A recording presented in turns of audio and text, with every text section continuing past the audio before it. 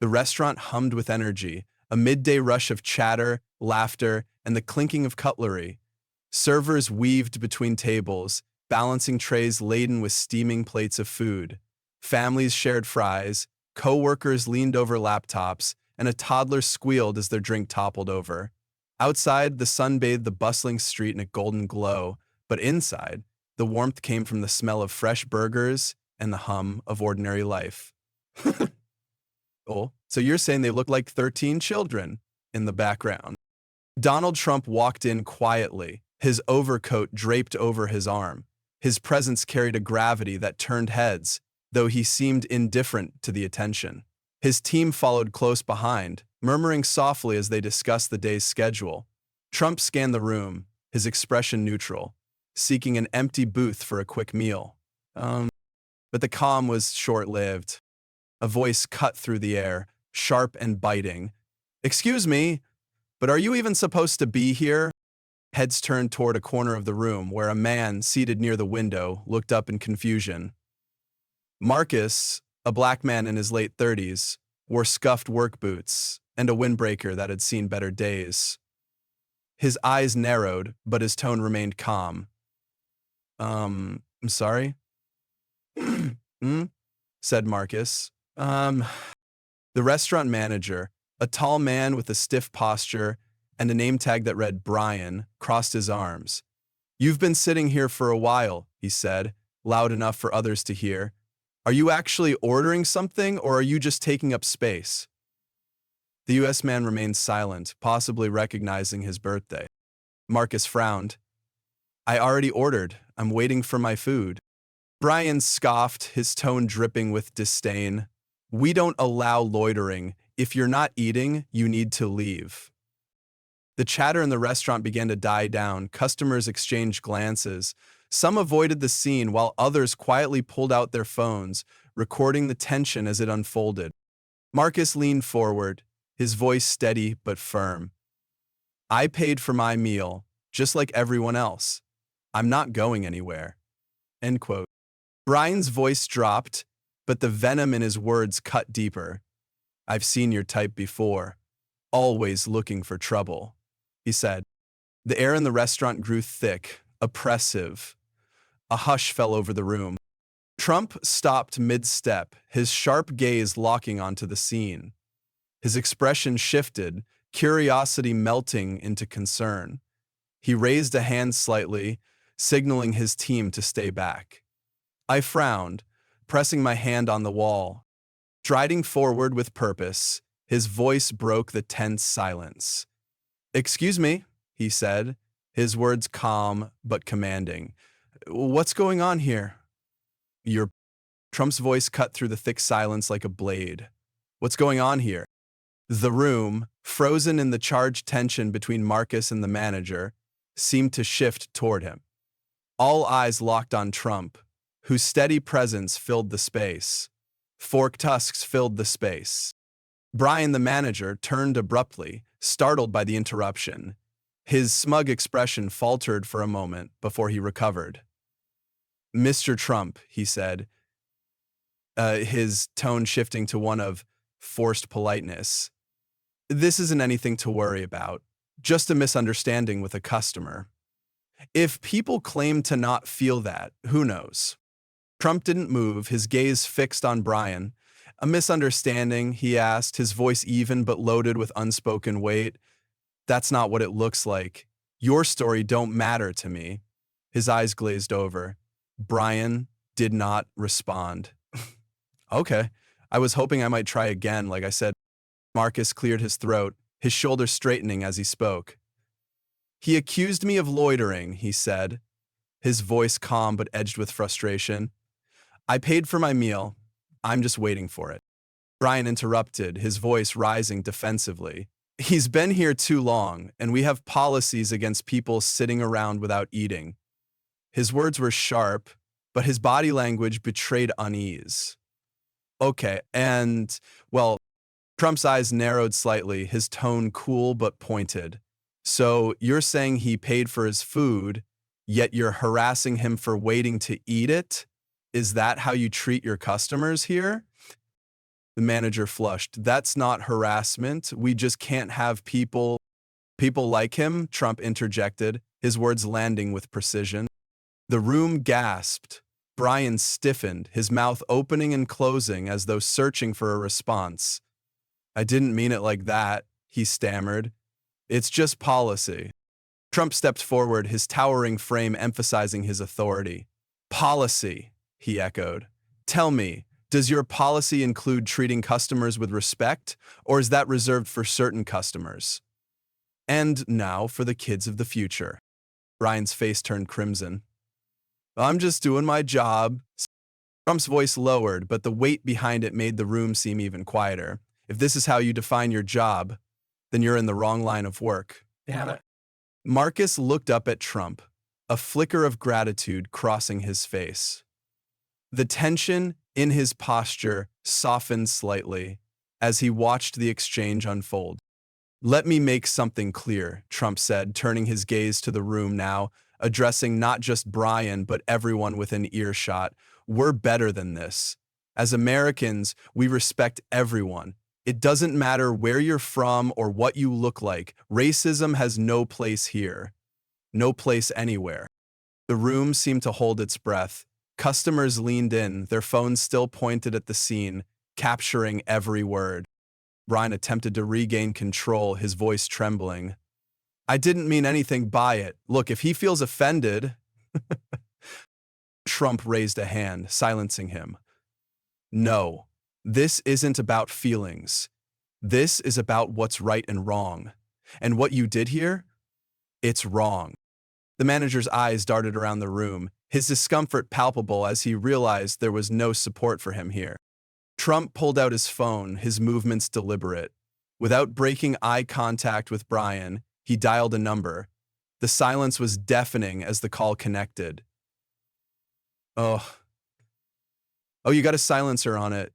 Fine, I've got this. This is Donald Trump, he said calmly. I'm at your restaurant and we have a serious problem. And on the other end of the line, the restaurant owner stammered a response. Mr. Trump, what seems to be the issue? Trump didn't mince words. Your manager is discriminating against a paying customer, publicly, and now it's all over social media. Brian's face went pale, his confidence draining as he realized the magnitude of the situation. The owner's voice was frantic. I'm so sorry, Mr. Trump, I had no idea. You do now, Trump interrupted, and I need your permission to handle this immediately. Yes, of course, the owner said quickly. Whatever you think is best. Trump ended the call, slipping his phone back into his pocket. He turned to Brian, his voice firm. Pack your things. You're done here. Brian's mouth fell open. What? You can't just... I just did, Trump said, his tone brooking no argument. There's no place for this kind of behavior in any workplace. You've embarrassed yourself, your team, and your employer. The restaurant erupted into applause. Customers clapped and cheered, some shouting their approval. Marcus exhaled deeply, his expression a mixture of relief and disbelief. Trump extended a hand to Marcus. I'm sorry this happened, he said, his voice sincere. You deserve better than this. Marcus stood, shaking Trump's hand firmly. Thank you, he said, his voice steady despite the emotion in his eyes. Trump turned back to the crowd, his voice carrying over the applause. This isn't just about one incident, he said. It's about standing up against discrimination wherever we see it. Together, we can do better, and we will. The room erupted again, a wave of hope and determination washing over the tense air that had gripped it just moments before. The line went dead. The tension in the room was palpable, the kind that made every second feel like an eternity. All eyes were on Trump as he stood tall, his gaze locked on Brian. The manager shifted uncomfortably, the weight of the moment pressing down on him. Trump's voice broke the silence, calm but decisive. Pack your things, he said, his words cutting through the air. You're done here. Brian's mouth opened in disbelief. You can't just fire me, he sputtered, his tone teetering between desperation and indignation. I was just following policy. Uh, uh, Trump took a deliberate step closer, his expression unyielding. Let me make something clear, he said, his voice firm but even. There's no place for racism here or anywhere. Not in this restaurant, not in this country. You've crossed a line and there's no going back. I said. The room was silent, save for the faint hum of a soda machine in the corner. Brian stood frozen, the realization sinking in. Finally, he gave a sharp nod, his lips pressed into a thin line. Without another word, he turned and walked toward the back, his steps heavy and reluctant. As the door to the staff area swung shut behind him, a ripple of energy swept through the room. It started with a single clap, then another, until the entire restaurant erupted into applause. Up behind him, a huge man wearing khaki trousers and a burlap cap exited the room and drained his plate before heading home. Cheers filled the air as customers stood, some raising their cups in a spontaneous toast. A few called out, "Thank you, Mr. Trump," and "You're a hero." The earlier tension had dissolved, replaced by an almost electric sense of relief and admiration. Marcus, still seated, took a deep breath, his shoulders visibly relaxing for the first time since the confrontation began. He stood slowly and approached Trump, his hand extended. "Thank you," Marcus said, his voice shaky but sincere. "I don't know what would have happened if you hadn't stepped in." Trump shook his hand firmly, his gaze steady. "You shouldn't have had to go through that," he said. "It's not right and it's not acceptable. You handled yourself with dignity, and that's something to be proud of." Marcus nodded, a faint smile breaking through his exhaustion. Trump turned to face the crowd, his presence commanding yet approachable. The applause began to fade as he raised a hand, signaling for quiet. "This isn't just about one incident," Trump began, his voice carrying across the room. "It's about all of us. Racism doesn't just hurt one person. It hurts everyone. It divides us when we should be standing together. And the only way to stop it is to stand up against it, wherever and whenever we see it." His words hung in the air, powerful and resonant. Customers nodded in agreement, their faces reflecting a mix of gratitude and determination. Trump continued, his tone softening slightly. "We all have a role to play in making this country better. Whether it's in our workplaces, our schools, or even here in this restaurant, it starts with respect. It starts with treating everyone like they matter, because they do." The crowd was silent, absorbing his message. For a moment, it felt as though the world outside had faded away, leaving only the shared understanding in that room. Finally, someone called out, "Well said." The applause resumed, less raucous this time, but filled with genuine appreciation. Trump glanced at Marcus one last time, offering a small nod before heading toward the door. As he reached the exit, he turned back briefly, his gaze sweeping over the room. "Marcus, we're better than this," he said simply. "Let's prove it." With that, he stepped outside, the sunlight catching the edge of his suit as the door closed behind him. Inside, the restaurant felt lighter, the weight of the earlier conflict replaced by a sense of unity. Marcus returned to his seat, a renewed confidence in his stride. Around him, customers began to chat again, their voices carrying the warmth of a shared experience. Though they were strangers, they were bound now by something greater, a reminder of the power of standing together against injustice. Uptown, what they call town, most of the customers lived off the road, surrendering a 180-degree weekend of evaporation. And while Brian packed his things in silence, somewhere in the back, the restaurant itself seemed to take a deep breath, ready to move forward in a better direction. Shit. Trump sat at a small table by the window, a fresh cup of coffee steaming in front of him. Marcus hesitated for a moment, then joined him, lowering himself into the chair opposite. The restaurant buzzed quietly around them, the earlier tension replaced by an undercurrent of curiosity. People glanced in their direction, phones lowered now, their attention focused on the scene unfolding before them. Oh, so he just fucking posted about, like, Trump leaned forward slightly, his voice measured but inviting. Marcus, he began, you handled yourself with dignity back there, but I want to know, what's your story? Marcus paused, his fingers wrapping around the coffee cup. His hands were steady now, though the weight of his experiences still lingered in his eyes. Um, I've been dealing with this kind of thing my whole life, he said finally. Um, it's exhausting. All I've dreamt of. Trump nodded, his expression thoughtful. Tell me about it. What have you been through? Marcus exhaled, his shoulders slumping slightly. Where do I start? I grew up in a small town where people like me weren't exactly welcome.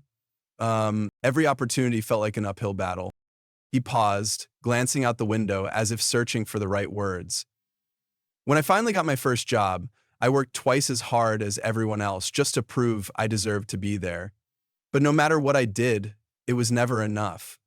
I've been overlooked for promotions, paid less than my coworkers, and constantly told to stay in my lane. Trump listened intently, his gaze unwavering. And then there's my family, Marcus continued, his voice growing quieter. My kids are smart, talented, but they're already starting to notice how differently they're treated. I don't want them growing up thinking this is normal. Huh? Uh, huh? For a moment, neither man spoke. The weight of Marcus's words hung in the air, heavy but undeniable.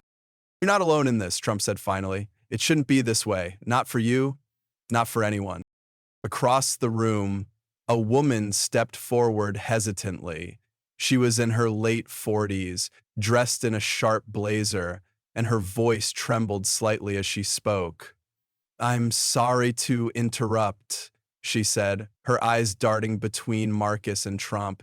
But I just wanted to say thank you for saying something small like and she was not totally satisfied, but I took the doll. Trump gestured for her to join them, and she sat down, her hands clasped tightly in her lap. I've dealt with things like this too, she said. A few months ago, I went to a restaurant, and the manager wouldn't serve me. I didn't make a scene. I just left. Oh, but I shouldn't have to leave. None of us should. Her words struck a chord, and another voice chimed in from a nearby table. She's right, a man said. I've been stopped by security in stores just for browsing, like they think I'm gonna steal something. It's humiliating. One by one, customers began to share their stories, their voices rising above the background noise. A young couple spoke about being denied housing because of their last name. An older man recounted how he'd been passed over for jobs despite his qualifications. Trump listened, his expression grave but determined. He raised a hand, and the room quieted once more. This, he said, gesturing to the group, is exactly why we need to do better. These stories, your stories, they're not just isolated incidents. They're part of a larger problem. And it's on all of us to fix it. The crowd nodded, a collective understanding settling over them. Trump turned back to Marcus. You're not just a victim of this system. You're a fighter, and fighters change the world. So, let's start there. What do you mean? Marcus asked, his brow furrowed in curiosity. Trump leaned back slightly, his voice steady but full of purpose. I'm going to make a call, he said. Anti-discrimination training for businesses needs to become the norm, not the exception. And this incident is going to be the catalyst. I took a drag out and lightly pressed a sentence on him. Marcus stared at him, his disbelief giving way to hope. And you, Trump continued, pointing at Marcus, have a lot to offer. I know people, organizations that can help you turn your experience into a platform. You shouldn't just fight these battles alone. You should lead others in the fight. Marcus blinked, his mouth opening slightly in surprise. You really think I could do that? Trump smiled faintly. I know you can. The woman in the blazer chimed in again. If you do, I'll be the first to sign up. We need leaders who understand what it's like to be in our shoes. Encouraged by her words, Marcus straightened in his chair, a new determination in his posture. "All right," he said slowly. "Let's do it. Let's make something good out of all this." The crowd erupted in applause again, the sound filled not with relief this time, but with genuine enthusiasm. Trump stood, addressing the room one last time. "This is how change starts," he said, "with conversations like this, with people willing to take a stand. We can't fix everything overnight, but we can take the first step and then the next." As the applause grew louder, Marcus smiled, this time not out of relief, but out of pride. So, outside, the sun began to dip lower, casting long shadows across the street. But inside the restaurant, it felt like the start of something brighter, something better. By the time the sun set that evening, the restaurant incident was no longer confined to its walls. Videos recorded by customers had made their way online, spreading like wildfire across social media platforms. Clips of Trump confronting the manager and his powerful words, "There's no place for racism here or anywhere," became the centerpiece of heated discussions. Within hours, hashtags like Trump against racism and Stand with Marcus trended worldwide. The clips garnered millions of views, with countless users sharing their thoughts in the comment sections. "Finally, someone's standing up to this nonsense," one user wrote. Another chimed in, "Say what you want about Trump, but he got this one right." But not everyone was on board. Some users questioned his motives, accusing him of using the moment for attention. "This is just another publicity stunt," one critic posted.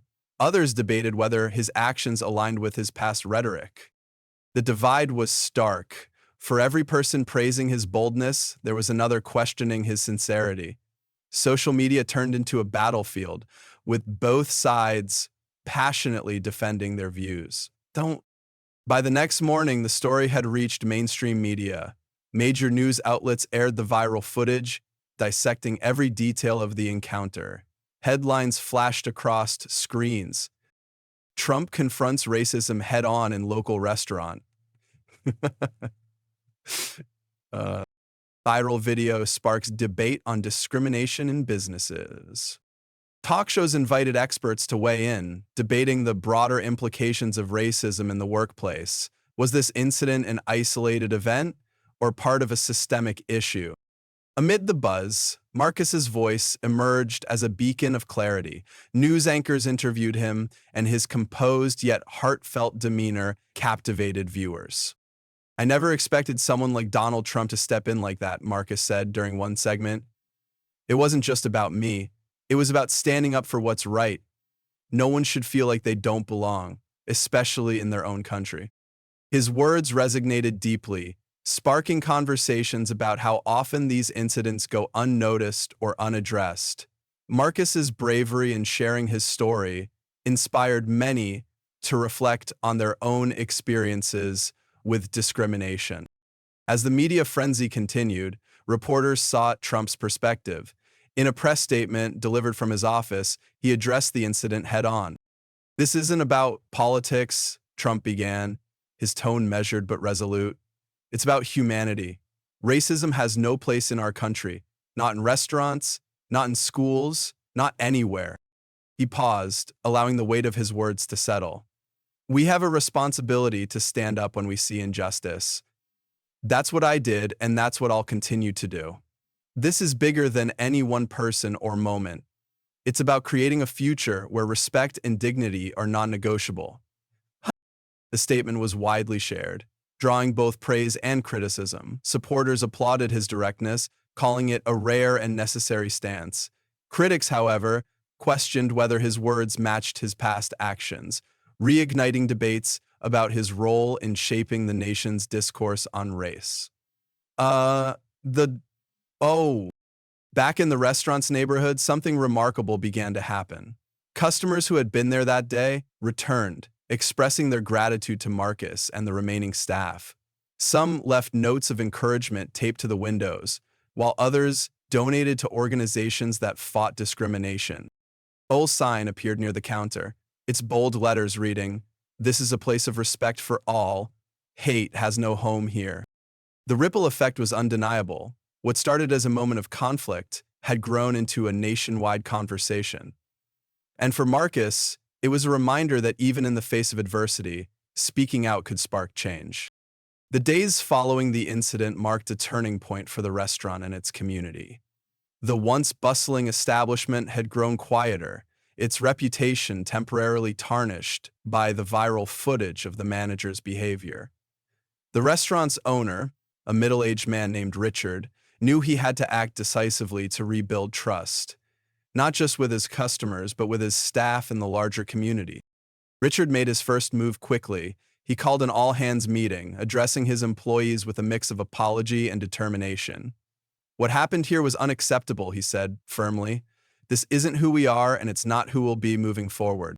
He announced mandatory sensitivity training for all employees, ensuring that everyone, from the servers to the kitchen staff, understood the importance of treating every customer with respect. To lead the sessions, Richard brought in specialists from a local nonprofit focused on workplace inclusion. The training wasn't easy. For some employees, it forced them to confront their own biases. For others, it was a reaffirmation of values they already held dear. But as the sessions progressed, something shifted. Conversations that had once been avoided were now being embraced, and the team began to rebuild a sense of camaraderie. Meanwhile, Richard worked on finding a new manager, someone who could embody the inclusive values the restaurant now stood for. After an extensive search, he hired Lisa, a seasoned professional known for her empathetic leadership style. On her first day, Lisa gathered the staff and said, "We're not just serving food here, we're serving our community, and that means everyone deserves to feel welcome." To mark this new chapter, the restaurant organized a community event inviting local residents, activists, and business owners to join in a discussion about inclusion. The dining area was transformed with colorful banners reading "Respect for All" and tables filled with brochures on combating discrimination.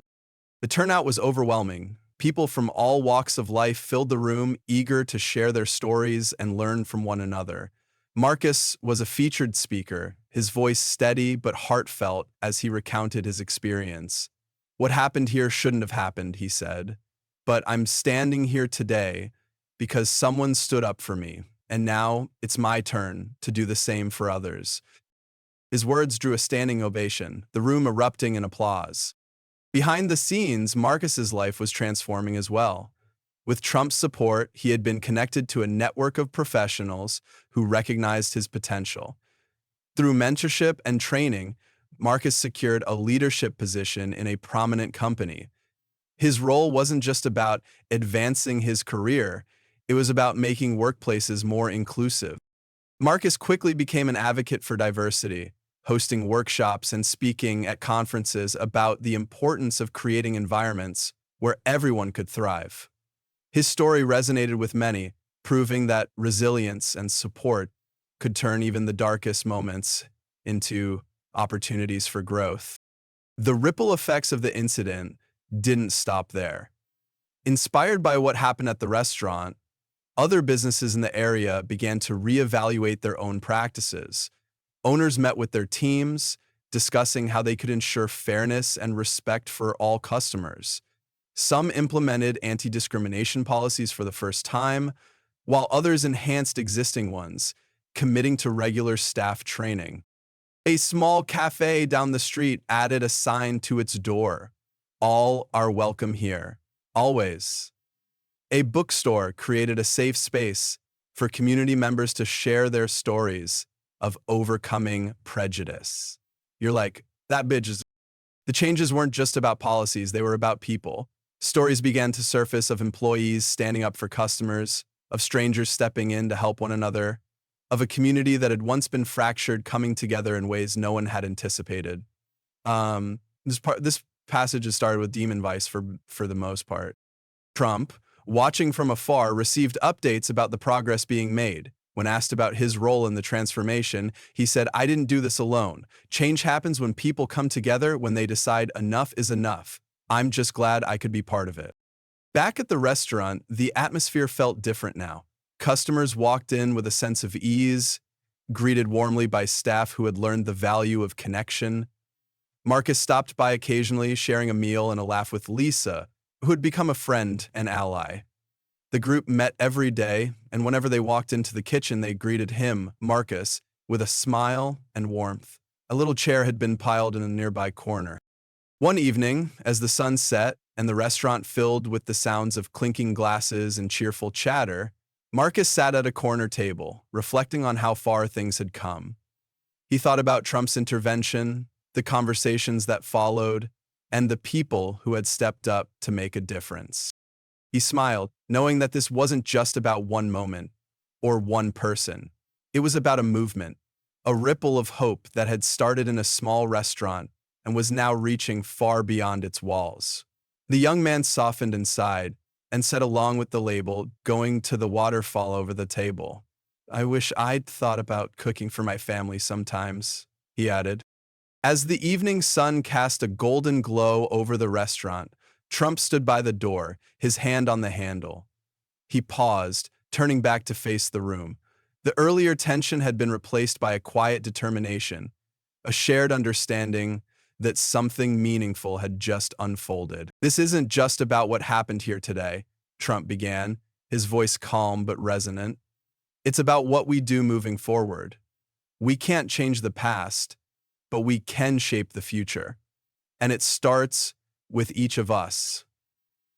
I felt a dip of embarrassment in my gut. The crowd, still lingering from the community event, hung on his words. There was no grandstanding in his tone, only a clear, unshakable belief in what he was saying. None. Trump scanned the room, his gaze settling briefly on Marcus, then on Lisa, and finally on the customers who had chosen to stay. "Every time we stand up against injustice, we take a step closer to the kind of world we want to leave behind for our children. Remember that." With that, he pushed the door open and stepped out, the sound of distant traffic and fading sunlight accompanying him as he disappeared into the evening. Inside, Marcus stood near the corner table where he'd first been seated that fateful day, the same table where everything had begun. His hands rested on the back of a chair, his thoughts visible in the furrow of his brow and the slight tilt of his head. Taking a deep breath, he turned to face the remaining customers. His voice, steady but heartfelt, carried through the room. "If someone hadn't stood up for me today," he said, pausing to meet the eyes of a few, "I don't know where I'd be right now. No one should have to face something like that alone." He glanced down, his voice softening. "So, let's make sure no one has to. First of all..." The room was silent for a moment, the weight of his words settling over everyone. Then, a ripple of nods and murmurs spread through the crowd, small but genuine signs of agreement. A woman near the front called out, "We'll do better." Her words were simple but sincere, and they carried the kind of conviction that sparked movements. Marcus smiled, his posture relaxing slightly. He felt lighter, not because the battle was over, but because it was no longer his to fight alone. The restaurant began to empty, customers leaving with their heads held a little higher, their steps a little firmer. But before they left, many stopped by Marcus, offering words of encouragement, a handshake, or even a hug. As the door swung shut one last time, the air in the restaurant felt different, warmer, lighter, filled with possibility. Discrimination thrives in silence. Speak up, stand together, and let compassion lead the way.